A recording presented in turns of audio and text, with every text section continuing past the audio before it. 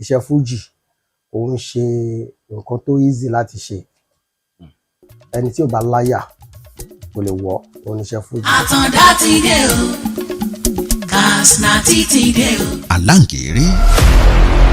Alhaji Wasiu Alabi Ajibola. Tí bá ní kí n máa sọ̀rọ̀ wọn ṣá ilẹ̀ máa kún bẹ́ẹ̀ náà ni ẹ̀. Ó níṣẹ́ kan tá a ṣe Godfather. Mo rántí pé lọ́dún yẹn nípa tó fi jẹ́ Godfather lèmi fi jẹ́ Don ní Sábẹ́jọ́ fi jẹ́ finisher kí wọ́n lè rí òun náà lọ́ fi sí iṣẹ́ yẹn gbà. Aláǹgẹ̀rẹ̀. Fújì báyìí nísìnyí olówó ló ń kọ Fújì báyìí nísìnyí. Olówó ló ń kọ Fújì. Bọ́ọ̀ pé lóde eré wàá pe ara ẹ̀. Ètò ẹ̀jẹ̀ so mọ́mì mi ò kọ́kọ́ fọwọ́ sí dáàdì mi náà ò fọwọ́ sí pé kí n kọrin. Ẹ lè jẹ́ kọ́mọ yín kọ Fújì. Àtàndá ti dé Kọ́lá Adéjòjò. Ẹ̀yin tí tẹ̀ kó máa ẹ gbọ́ kí ló dé lójoojúmọ́ ló ń gba bẹ́tì pé tí máa ti gẹ̀gùn orin. Wọ́n ní mo má pè dé bí pé mo ṣògùnrin ní wà láyé ogun lẹ́kọ́ lọ́hùn ló fi ṣe kẹ́tì àtẹ̀kọ́ ọlákùnrin tí ẹ rí ìyẹn lè mí jẹ́ ẹ̀yin tèmi jẹ́jẹ́ lọ́mọ Èkó lọ́wọ́ àìdè àjẹjẹ lọ́mọ Èkó lọ́wọ́. Ẹ dárúkọ yín sìn. Èmi ni ẹni tí gbogbo èèyàn mọ̀ Alhaji Adéwálé Àyìndé Tẹ̀kọ́mà tí gbogbo èèyàn mọ̀ sí the White Lion ní abàmì ọmọ wọ́n pè mí Wálé Tẹ̀kọ́mà wọ́n pè mí ní Cisco. Bẹ́ẹ̀ ni ó pọ̀ gan bẹ́ẹ̀. Ẹ tún jẹ́ abàmì ọmọ tó ń kọ Fújì. Abàmì ọmọ tó ń kọ Fújì ló ń pèdè tí n bá gbọ́ pé ló ń gbé mú. African Cisco Tẹ̀kọ́mà tí bá gbọ́ pé èmi Wálé olórin tí bá gbọ́ pé ló ń gbé mú. African Cisco Tẹ̀kọ́mà tí bá gbọ́ pé ọgbọ́n tó bá ní kí ni lógo mi aláwọ̀ ni Àyìndé èlé ti dé Wálé aláwọ̀ ni mọ̀ pé èèyàn ní kò sí bí wọ́n ṣe fẹ́ wà tí èèyàn ní nọ́ta ṣé nǹkan tí mo sọ yẹn so kó máa bá wọn ojú bẹ́ẹ̀ lọ. Gbáwo lẹ ṣe yẹn náà rẹ́kọ̀dì yẹn. Orin yẹn wà nínú category A. Category A. Yeah, album yẹn jáde ní 2002. Yeah. 2002 ló jáde. 23 years ago. Yeah, album yẹn ó ní fourth album mi 2002 ló jáde. Báwo ni Tẹ̀kọ́mà ṣe bẹ̀rẹ̀ iṣẹ́ orin? Mo bẹ̀rẹ̀ iṣẹ́ orin àti kékeré ni mo ti bẹ̀rẹ̀. Ṣùgbọ́n èmi ibi tí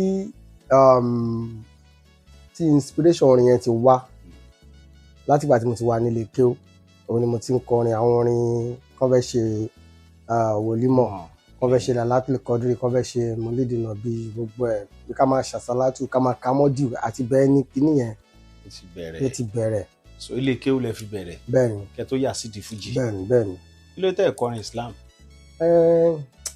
Ṣe rí Fújì èmi ti ní passion fún láti kékeré mi torí orin tí dáàdì mi máa ń play jù nìyẹn bí kan play orin bàbá wa Dr. Sikiru Ayinde Barrister kọlọmba wa fọrọkẹ kọlọmba wa dẹlẹ fún wọn so láti bẹ̀yẹn èmi ti ní kíní yẹn ti ń wá so nǹkan tó fà á tí mo fi like Fújì nìyẹn bọ immediately mi kúrò lè kéwú wọn ni mo bẹ̀rẹ̀ èmi ò wá láti wájà fún seniority ẹni tó ń parọ́ ó mọ̀ lọ́kàn rẹ̀ tí n bá rẹ̀ tó jù mí lọ mo mọ̀ ẹni tí mo jù lọ náà òun náà mọ̀ fúnra rẹ̀ mi ò mọ̀ pé àbẹ̀rẹ̀ nígbà kan mo kàn mọ̀ pé lára àwọn tí so ta happen láti jẹ́ pé artist to play níjọ wedding wọn àwọn couple tó yẹ pé couples ta play níjọ wedding wọn tó jẹ́ wípé wọ́n ti bí ọmọ tó bí yẹn ọmọ yẹn náà ti bímọ ètò tó ti bímọ tó ti fẹ́yàwó wà ń bẹ̀ ètò ti lọ sílé ọkọ wà ń bẹ̀ kò jù bẹ́ẹ̀ lọ. Ọkọ àti ìyàwó tẹ́ ṣe.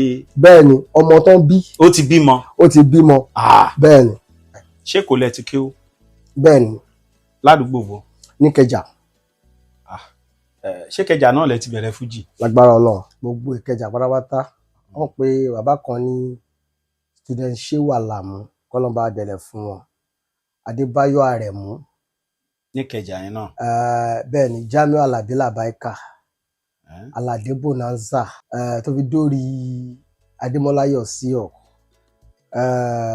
Adébísí Jamaica wọ́n pọ̀ gan kí lórúkọ ẹ̀gbọ́n yìí náà Hakeem Tirambo Àtàndá Santana so àwọn olórin àgbàlagbà tó wà ní Ìkẹjà gbà yẹn nìyẹn I was born and brought up in Níkẹjà. Wọ́n lóyún mi Níkẹjà, àwọn bí mi sí Ìkẹjà. Ibẹ̀ láti bẹ̀rẹ̀ orin, ibẹ̀ lòkìkí ti dé. But àwọn kan ti ń kọ fújì o, kémi tó kọrin. Àwọn kan ti ń kọ fújì o, kémi tó kọrin.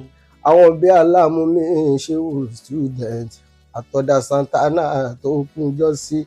Alábíjá mi ò lábàáìkà ọ. Àkànníyọ bẹ́ẹ̀ bẹ́ẹ̀ wọ́n pọ̀ lọ bẹ́ẹ̀. Níkẹjà yẹn. Bẹ́ẹ̀ ni. Now ìgbà tẹ́ bẹ̀rẹ̀ iṣẹ́ fújì Níkẹjà yẹn, ìgbà tẹ́ kò ń lè ké ẹ wá lọ sọ́dọ̀ èèyàn kan lọ kọ́ṣẹ́ fújì ní àbí báwo? Mi ò lọ kọ́ṣẹ́ lọ́dọ̀ èèyàn. Mi ò lọ kọ́ṣẹ́ lọ́dọ̀ èèyàn. Ẹ̀ẹ́dẹ̀ gbérin lẹ́yìn olórin kankan. Nà rárá àtọ̀, mi ò gbérin lẹ́yìn olórin. Báwo lẹ ṣe wá bẹ̀rẹ̀ sí develop ẹ̀?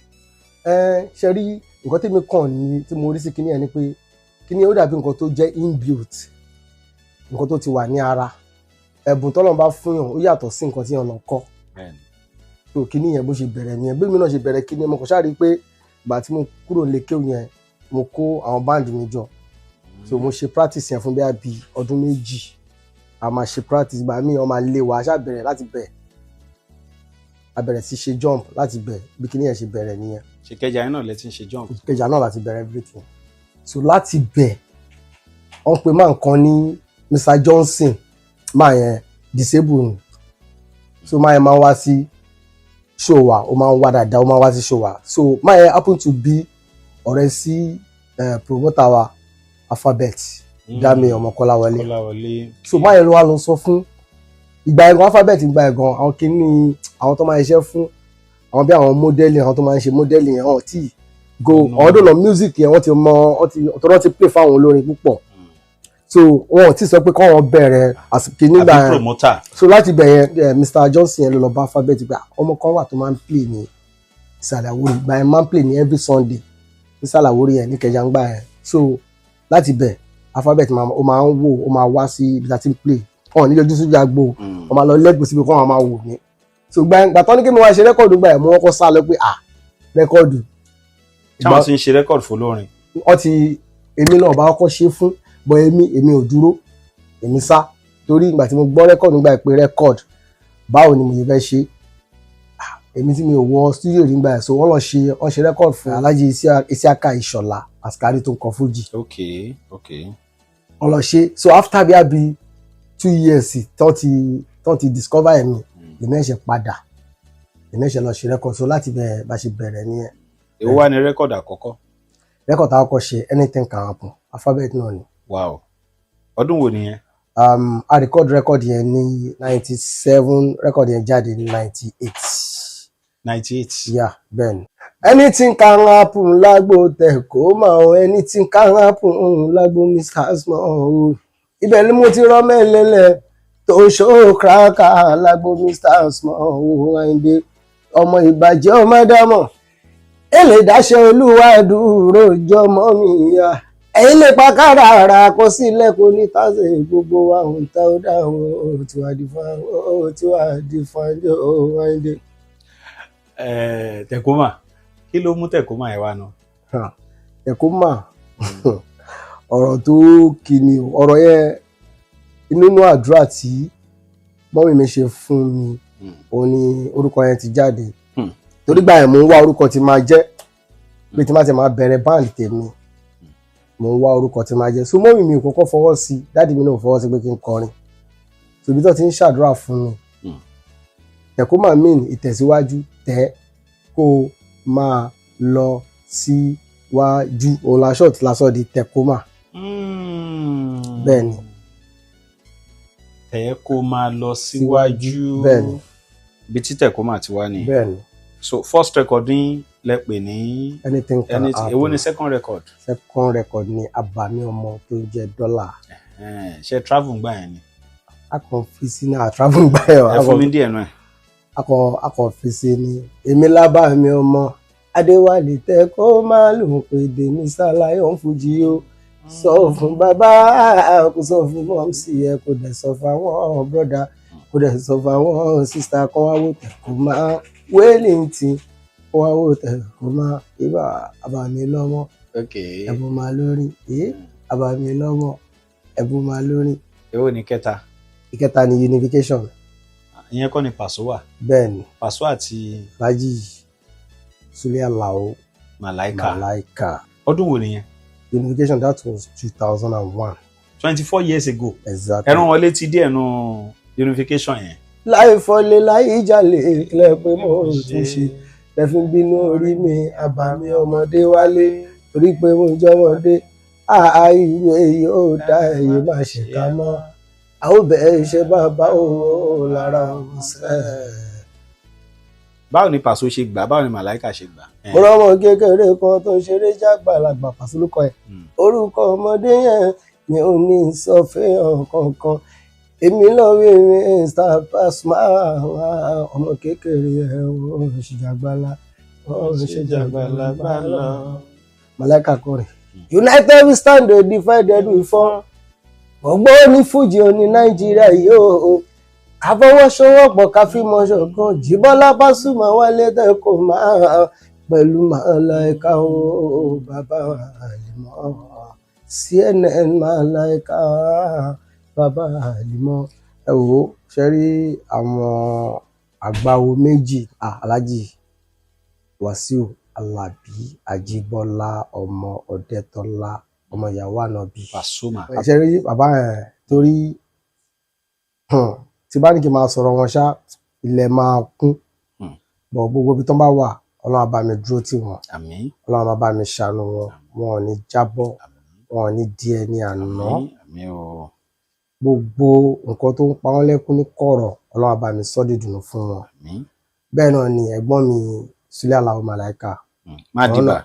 àwọn náà wọ́n try fún mi torí nígbà yẹn tí wọ́n bá allow láti bá mi ṣiṣẹ́ yẹn gbà yẹn kò sẹ́ni tó fẹ́ mú wọn but for the fact that pé wọ́n allow wọ́n gba iṣẹ́ yẹn wọ́n gbà mo dúpẹ́ lọ́wọ́ tó ráwọn náà lẹ́yìn ìgbà yẹn gan wọ́n ti ṣe àwọn kan míì tó jẹ́ pé tó wà dáadáa àwọn náà wọn ní dẹni àná. Àmín. Ọlọ́run bá mi ṣọ́ wọn ìràwọ̀ wọn kò ní wọ́ọ̀kùn lójijì lágbára Ọlọ́run ẹnu wọn á gùn wọn ní fojú sunkún ọmọ wọn ní gbọ́n ọmọ sí wọn ní báyà sí lágbára Ọlọ́run.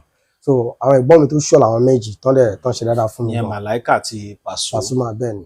Ìgbà kan wà tẹ́ tún lọ bí ẹ̀kọ́ bí orin ṣé orin Indian báyìí. Aláìndé Ṣótúndé àtìmọ́ bí owó wẹ́lẹ̀ tí tẹ́kọ̀ bá níyà tẹ́kọ̀ máa wẹ́lẹ̀ tí tẹ́kọ̀ máa expensive boy ní níṣà ìjó rárá máa yá bẹ̀rẹ̀ máa mú jó ìjó tẹ́kọ̀ bá níyà tẹ́kọ̀ máa wẹ́lẹ̀ tí tẹ́kọ̀ máa ọbàjẹ́ ló ń kí ní o tẹ́kọ̀ máa o bẹ́ẹ̀ bẹ́ẹ̀ lọ. Kí ló mú yẹn wá? Inspiration náà ni. Báwo làwọn òrírí yín àwọn experience tẹ ní ìdíṣẹ́ yìí? Ojú ti rí lóríṣiríṣi àti rí dáadáa a dẹ̀ ti rí ìdàkejì náà torí iṣẹ́ Fuji òun ṣe nǹkan tó easy láti ṣe ẹni tí ò bá láyà kò lè wọ̀ òun iṣẹ́ Fuji so experience yẹn ti pọ̀ gan. Bọ́ orí tó lùgì lọ́pẹ́ torí náà òtúká alihamdulilayi ló yẹ kẹrù rí o bó tí mo kàn lè fi parí ẹ̀.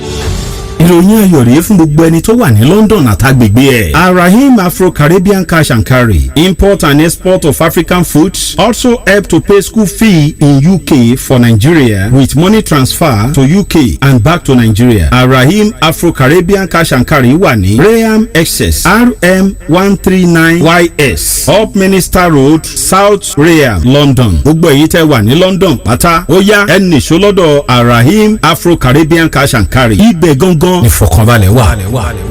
Oníṣẹ́ kan tí mo rántí pé oníṣẹ́ kan tá a ṣe Godfather mo rántí pé lọ́dún yẹn after tí mo ṣe unification tán so Alphabet n try láti create another duet yàtọ̀ sí unification yẹn so mo rántí lọ́dún yẹn náà Alphabet fẹ́ ṣe the Godfather and the Don àti unification ti jáde already. The Godfather and the Don pé ká tó yọ ṣe nǹkan míì so time yẹn òní Sábẹ́jọ́ ẹ̀ṣẹ̀ dé so wọ́n wá Sábẹ́jọ́ wọ́n ní kí Sábẹ́jọ́ lọ bá Dr. Saheed Òṣùpá ibi kan jọ since wọ́n pé the same tẹ́ bá wo voice wọn ó fẹ́ jọra wọn so kàn jọ ṣe káwọn náà jọ ṣe duet but mi ò mọ̀ nǹkan tó ṣẹlẹ̀ láàrin yẹn tí kìíní yẹn tí kò fi work so later òní wọ́n include Sábẹ́jọ́ mọ́ godfather òun ló fi jẹ́ ní Paso fi jẹ́ godfather lèmi fi jẹ́ don ní Savage fi jẹ́ finisher so wọ́n fi kí wọ́n lè rí òun náà wọ́n fi sí iṣẹ́ yẹn gbà ẹ̀. Iṣẹ́ fújì ńgbà tí ẹ̀ ń sọ yẹn àti iṣẹ́ fújì ń sìn kí lẹ rí sí. nǹkan tí mo lè sọ bẹ́ẹ̀ ni pé ṣe rí láyé ìgbà yẹn àwọn nǹkan kan wà tó le. àwọn nǹkan kan wà tó le. tó le níbẹ̀ àwọn nǹkan wà tí kò tún le tó jẹ́ sàárà ní nígbà yẹn. bí àwọn nǹkan wo ló le. ẹ ṣe rí nígbà yẹn duet ń wá tá à ń ṣe duet. pé olórin méjì kájọ ṣiṣẹ́ pọ̀. ó wà níyẹn pọ̀ nígbà yẹn ẹ wo bírú duet yẹn nìṣó orí tèmi náà ti create ẹ orí mi ló ti bẹ̀rẹ̀ ìpè unification ni everybody kò sẹ́ni tó lè argue yẹn. unification. bá sọ̀rọ̀ pa combination ni mo bẹ̀rẹ̀ iṣẹ́ combination lágbèlè fújì. irọ́ ni ẹni kó lọ mú duet tó ṣe tó bí ti unification kó lọ mú jáde.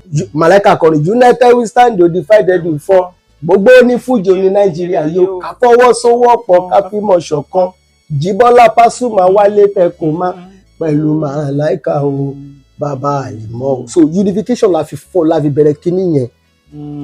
kí ló ń jẹ́ unification? ẹ jẹ́ ká sowọ́pọ̀ ká unify ara wa unification la fi bẹ̀rẹ̀. so later ta ṣe unification yẹn everybody náà bẹ̀rẹ̀ sí wọlé lóríṣiríṣi ń jáde lọ́ múra wọn kíní yẹn dẹ̀rẹ̀ ó pọ̀ kíní yẹn jẹ́ kí wọ́n discover àwọn young talent. ṣé nígbà yẹn irú nǹkan báyìí ó wà láti discover new talent. ìyẹn one. Secondly ni pé promoter wà tó ń kó lé artist lórí. nígbà yẹn tó bá rọmọ kan ọmọ sáré rọmọ kan máa ta cassette. ṣùgbọ́n nísìnyí ìyàtọ̀ tó wà bẹ́ẹ̀ nísìnyí ni pé fújì báyìí nísìnyí olówó ló ń kọ fújì báyìí nísìnyí. olówó ló ń kọ fújì. olówó tó fact ṣe rí olówó ìwọ ló máa sponsor ara ẹ̀ náà. ok ẹni tó lówó lọ́wọ́. yes náà tó bá lówó lọ́wọ́ bọ́ọ̀ pé lóde eré wàá pe ara ẹ̀. yẹn lè create show fúnra rẹ̀ yẹn lè create show fúnra rẹ̀ ṣùgbọ́n owó ló máa fi ṣe. kò sí promoter tó ń gbé artist lọ studio nísìn ìwọ ló máa gbé rẹ̀ lọ studio ló máa record ẹ̀ ìwọ ló máa ṣe advert fúnra ẹ̀. ẹ wá sọ fún mi ẹni tí kò lówó lọ́wọ́ báwo ló yẹ fẹ́ ṣe yẹn. ẹni tí ò tí ì jẹun lè máa ní kó wá lọ kó wo studio sílẹ̀. ẹ dẹ̀ mọ̀ pé iṣẹ́ yìí gbogbo èèyàn ń play game ó lè jẹ́ ó lè má jẹ́. kí wọ́n tó sọ pé ọkọ̀ bẹ́ẹ̀ bí $1 million wọ́n fẹ́ lọ wọ studio wàá kọ́ ọ̀rọ̀ dáadáa pé bá lọ kó ìwọ̀n tí kíní ìbá lọ lànà ni mo fi sọ pé olówó ló ń kọ fújì. àwọn nǹkan tó lé ń bẹ̀ nísìnyẹn èyí tó wá rọrùn ń bẹ̀ ni pé social media ti wà. tí wọ́n bá sọ̀rọ̀ lórí social media nísìnyí tọ́lọ́ bá fà lùbáríkà ó lè di world kíní. so àwọn tí mo fi sọ pé àwọn kankan le nígbà yẹn àwọn kankan dẹ̀ tún rọ̀ nígbà yẹn àwọn kankan wà le nísìnyí àwọn kan tún rọ̀ ó wọnú ara wọn ni. ẹ lè jẹ́ kọ́ ọmọ yín kọ fújì.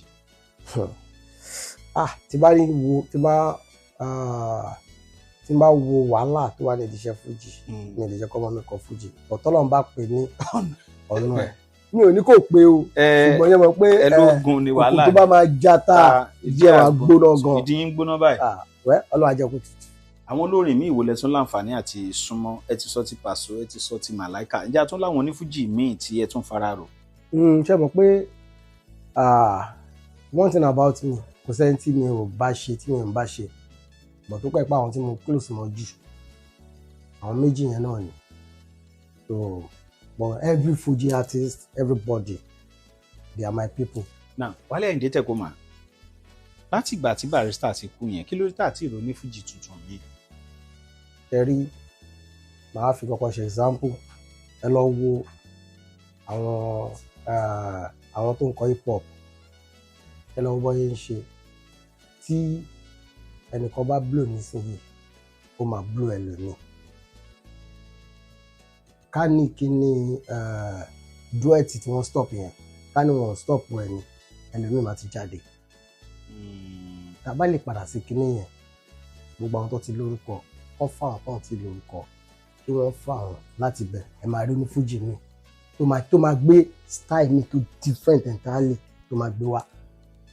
ṣé nǹkan tí mo sọ yìí so kíní yẹn ni nǹkan tá a fi lè rẹ́ lómi nìyẹn without that ó máa le díẹ̀. torí pé àwọn onífújì ò kì í ṣe dúẹ̀tì mọ́. kíní yẹn ó really affect wa gan. ọ̀ṣẹ́ pọ̀ àwọn tó ń ṣe dúẹ̀tì yẹn fún náà máa mọ̀ fún wọn.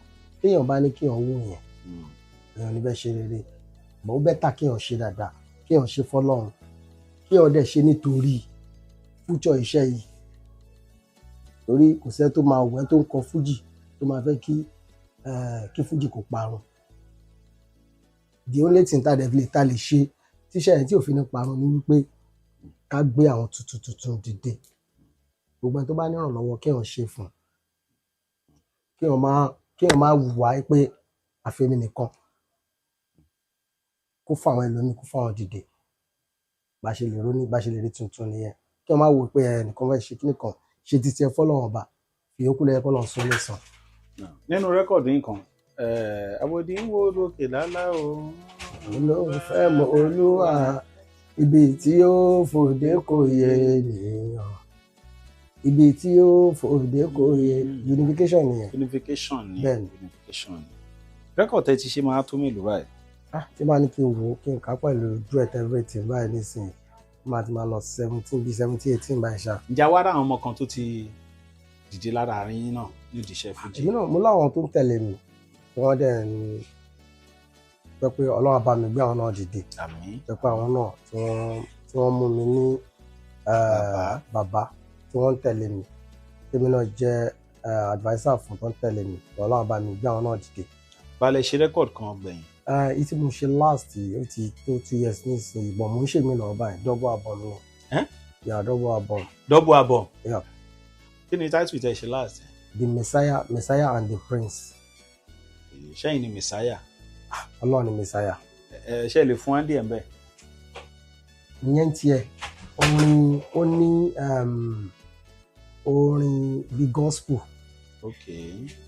ó dẹ̀ lórin Islam. ṣẹ́yìn nìkan náà dẹ̀ lẹ́kọ́. èmi nìkan ni mo kọ́. ìkọ́ wà tí mo kọ Naija for sale ńgbà yẹn. Naija for sale. bẹ́ẹ̀ni. àwọn wo ló fẹ́ if Nigeria be my fatherland. Come and show me my portion. Oh, I want to say my okay. Because now the same story I did here. Since from my childhood up till now, Nigeria never better. Okay. Whosoever is driving this country should give me my change. I want to come down. I don't tire. Willing to wind it. When in Nigeria, can a son of nobody. Without knowing anybody can be somebody. Adéwálé nígbà wo ní Naija lọmọ ẹni tí ó jẹ èèyàn ó ló má dé níyàn ó. So ìyẹn bẹ́ẹ̀ yẹn ó wà nínú Messiah and Prince. Ọba tànà Ìbàdàn ni ọmọ Ìbàdàn ni. níbo ń bàdàn. Ọ̀pọ̀ yọ sáré. Ìbàdàn ni. Confam. ẹ tún fẹ́ fún Andy ẹ̀nu ẹ̀. Nínú Messiah and the Prince. Ìkan náà wà tí mo kọrin yẹn ẹ jẹ́ ká ṣe sàdákà ẹni tọ́lọ́run ṣoore fún. Kó wá fẹ́ ní tí ò ní ooo nítorí Ọlọ́run ṣàánú mi ìyẹn náà ẹ ṣáà lọ bá mi download ó wà lórí. tó máa fẹ́ download ẹ̀ ó wà lórí Audiomack kó lọ download ẹ̀ ó wà ń bẹ̀. kí ni contact.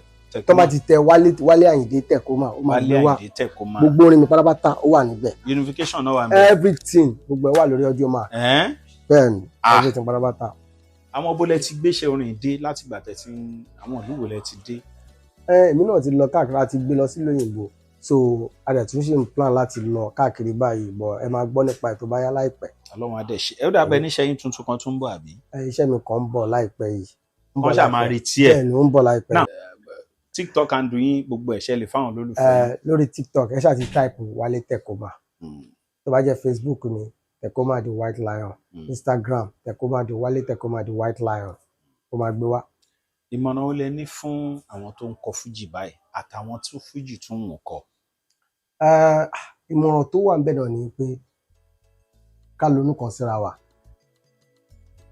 tá a bá lónú kan síra wa iṣẹ́ yìí máa grow dáadáa ká má gbogbo ìjà à ń búra wa fún nǹkan ká stop ẹ̀ and again gbogbo pé à ń jà ju èmi ju ẹ̀ ìwọ ojú mi tá a bá continue lórí nǹkan bẹ́ẹ̀ yẹn iṣẹ́ yìí kò ní sí lọ síwájú ńbẹ̀ torí mo notice mi nǹkan tó everybody ń jà lé ẹlòmíì tó máa bí question kan òun bẹ̀rẹ̀ nígbà bá wọn ṣe gbogbo ní ìdògbò kínní yẹn ìlọsíwájú iṣẹ́ yìí ló yẹ ká kọ́ wá báyìí tí yẹn bá ti wà a máa lọ síwájú gbogbo àwọn tó dẹ̀ jẹ́ ọmọ kékeré kí wọ́n má rí àgbàlagbà fún torí àgbà ń bọ̀ wá kọ́ àwọn náà àgbà ń bọ̀ wá kọ́ wọn kọ́ má rí àgbàlagbà fún kágbàlagbà náà dẹ̀ rí kó má fi ojú kó má fi pa ọmọ kékeré rẹ́ tí gbogbo nǹkan báyìí bá ti wà tá dẹ̀ nífẹ̀ẹ́ ara wa tá a ríra wa bí ọmọ ìyá ìlọsíwájú máa dé so nǹkan tí mi fẹ́ nìyẹn unity ṣàlè mi fẹ́ nǹkan tí mo fẹ́ ní àárín gbogbo àwọn onífújì nìyẹn. ẹ ṣe Alhaji Wálé Àyìndé Tẹ̀kùmà náà lẹ ti ń gbádùn látàárọ̀ ẹ fún wa lórin ká máa fi káàdì ẹ. one time jẹ́jẹ́ lọ́mọ Àyìndé jẹ́jẹ́ lọ́mọ Èkó ń lọ ẹ wálé Tẹ̀kùmà mi Àyìndé Wellington kọ́ńkọ́ń àwọn àbá mi ọmọ gẹ́dọ̀lá dé wálé kíni Wellington Àyìndé tọ́ba ní kíni lógo mi aláwo aláwo ní lógo mi Tẹ̀kùmà wálé aláwo kàkàkà kàsínàtì eléèlé aláwo aláǹgẹ̀rẹ̀ kàsínàtì eléèlé aláwo. ẹ ṣe.